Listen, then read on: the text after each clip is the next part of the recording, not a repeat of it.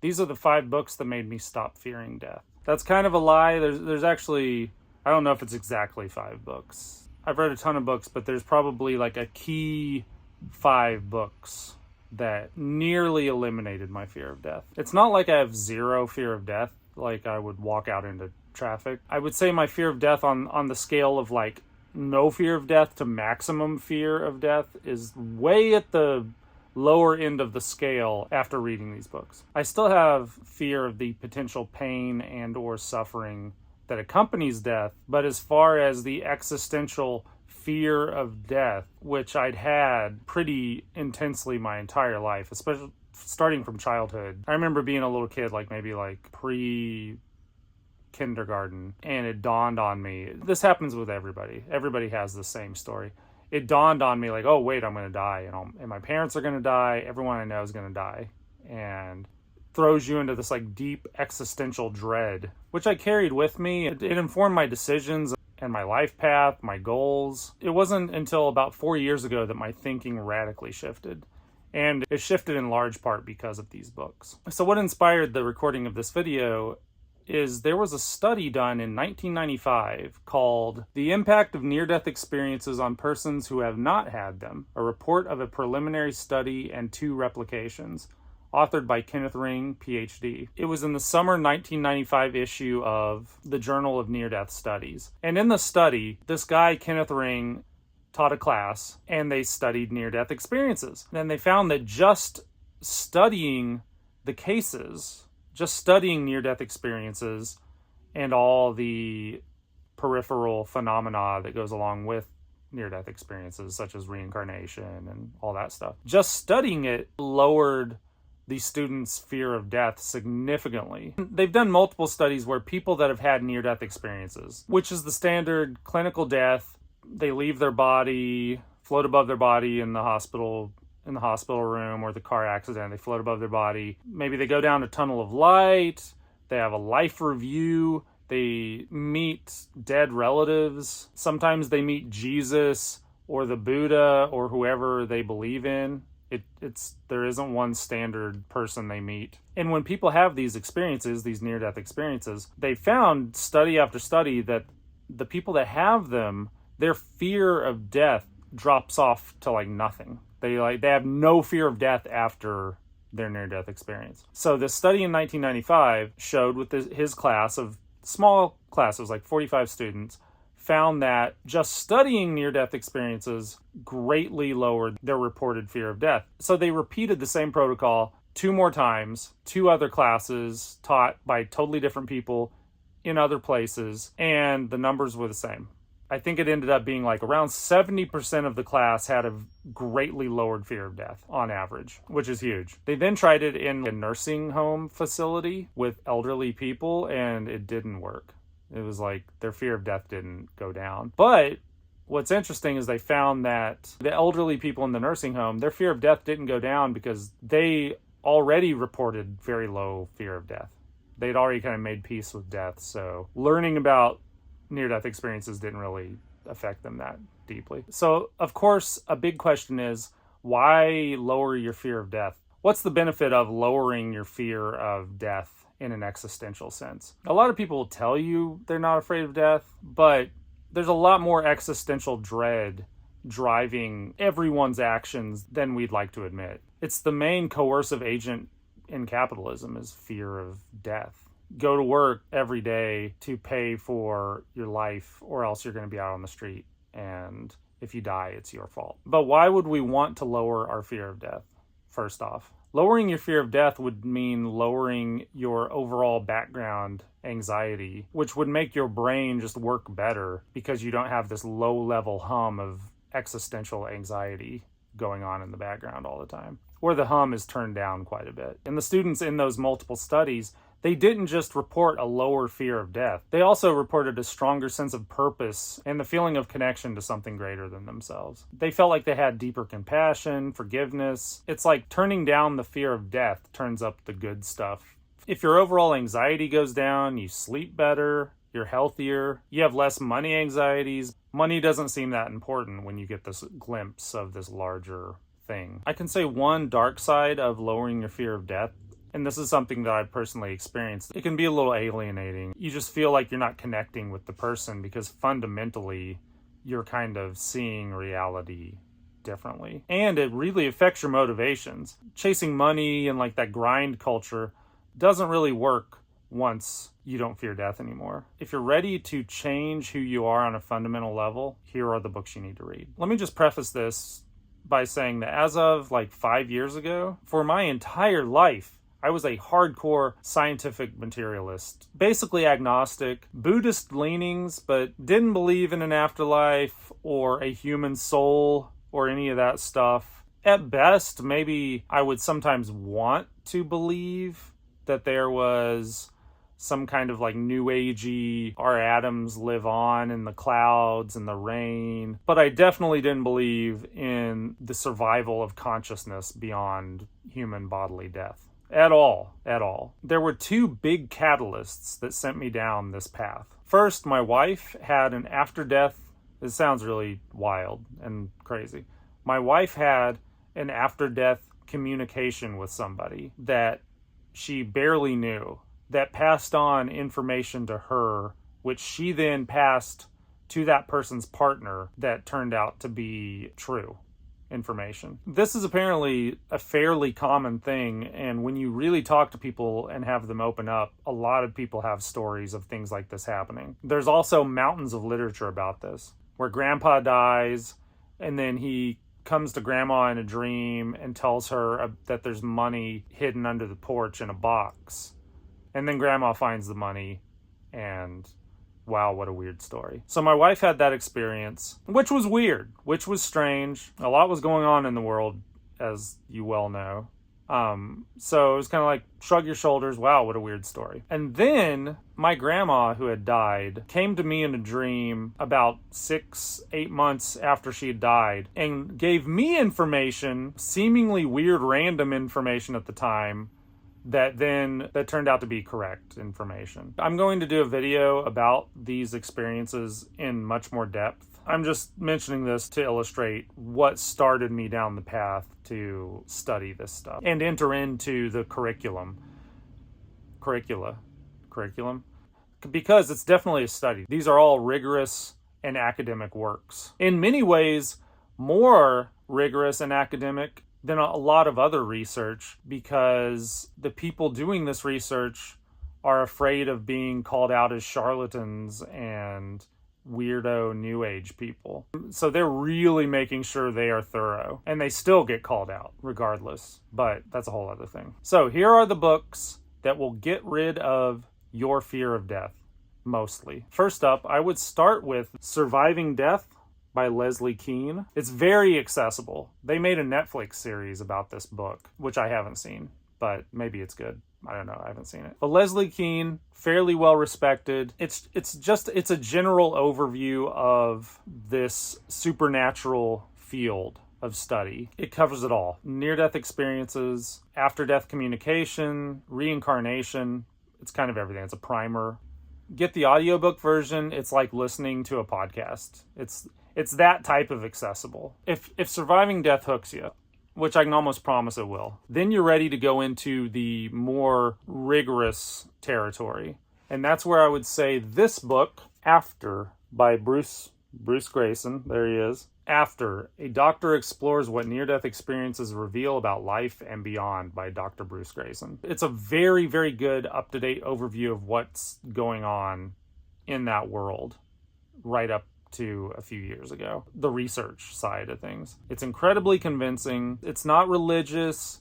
It's not new agey. It's like scientists and doctors trying to get to the bottom of this phenomena. So what is the phenomena that we're talking about here? Let's just start with the near-death experience phenomena as purely looking at it in a scientific way. And the reality is millions of people have reported near-death experiences. Just hospital studies on cardiac arrest patients showed that something like 20% of cardiac arrest patients report having conscious experiences after their heart stopped, and with no measurable brain function. People will have out-of-body experiences that are later verified, which brings us to our next book, The self does not die. Verified paranormal phenomena from near-death experiences. There are a few authors on this.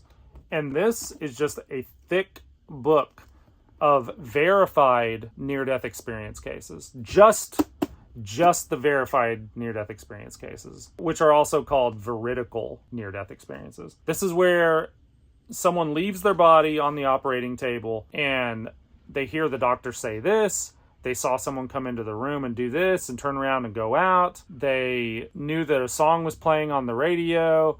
They went down the hall and saw their dad eating a candy bar while they're floating out of their body. And all those details were later rigorously confirmed. This is a collection of those cases. It's an enormous body of work that goes into the neocortex, EEGs. It's like pretty rigorous and academic.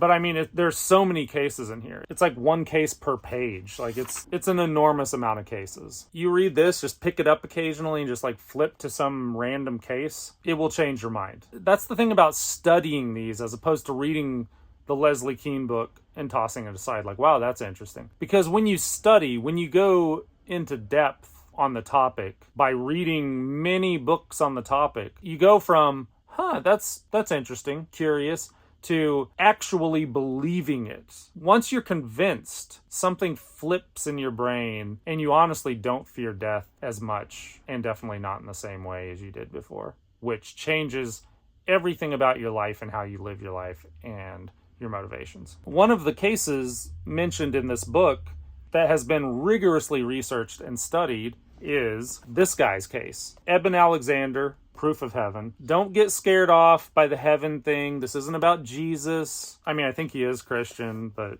this is very like Oprah's book club. A lot of people's moms read this book.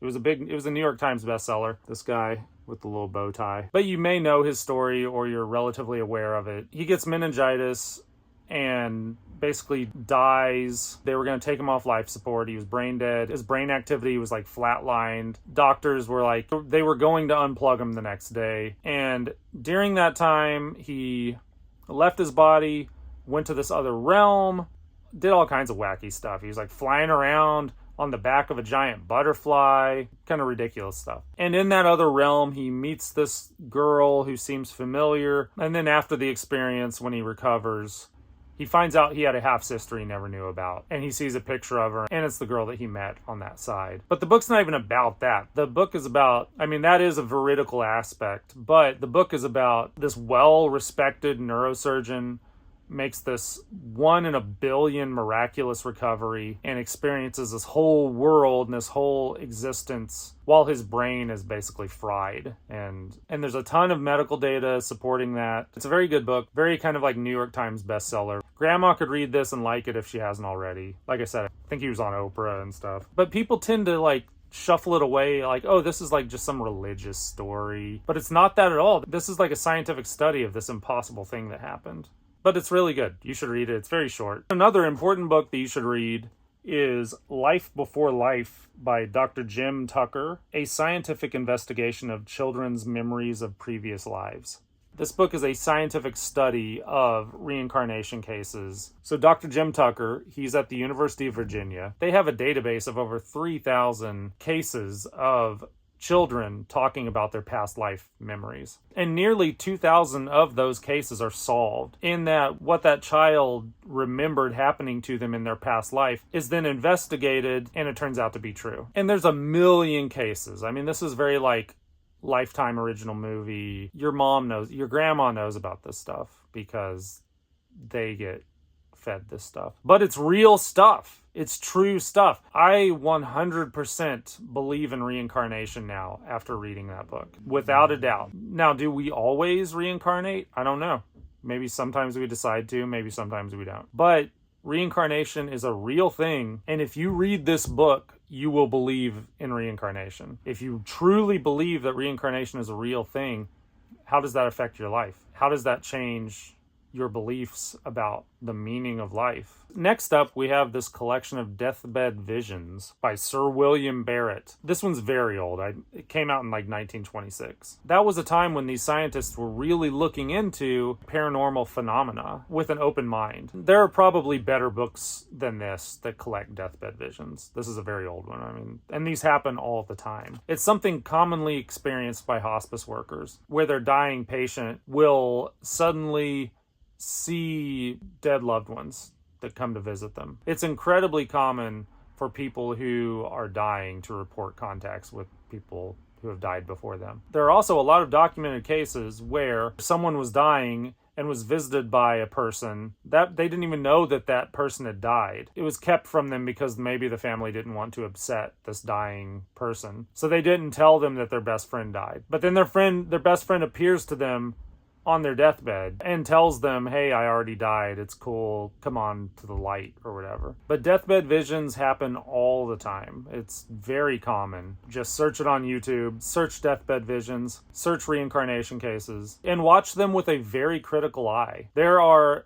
countless incredibly convincing YouTube videos about every near-death experience case. Just search near-death experiences on YouTube. Some other interesting books, not necessarily convincing, but interesting. Once you're fairly convinced, it's easier to read these other books that, they're not that convincing, but if you've been convinced by the rigorous scientific books, then reading these books goes down a little easier.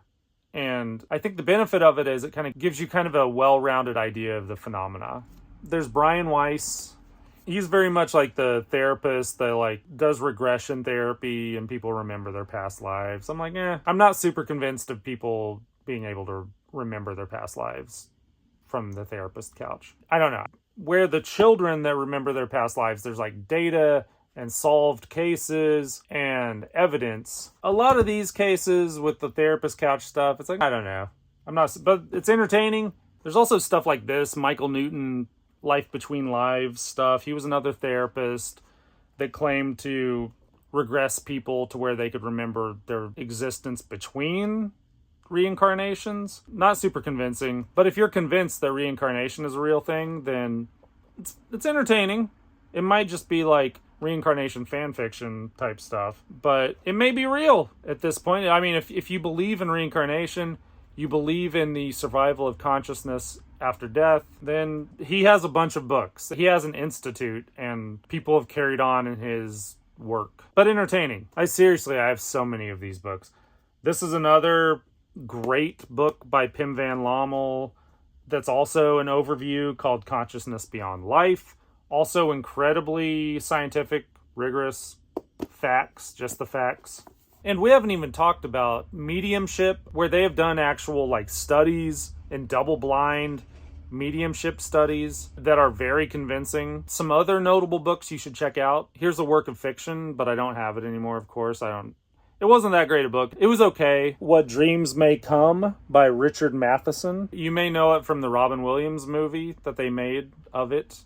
I never saw the movie, but I read the book. It's the same guy who wrote I Am Legend and some other stuff. The vampire book I Am Legend. But apparently it was very well researched. Another book I just thought of. This is a great audio book overview of verified near-death experiences by Simon Bown. He has a podcast about this stuff. He comes at it from the right direction. He's very scientifically minded about it. So anyway, those are kind of the main books.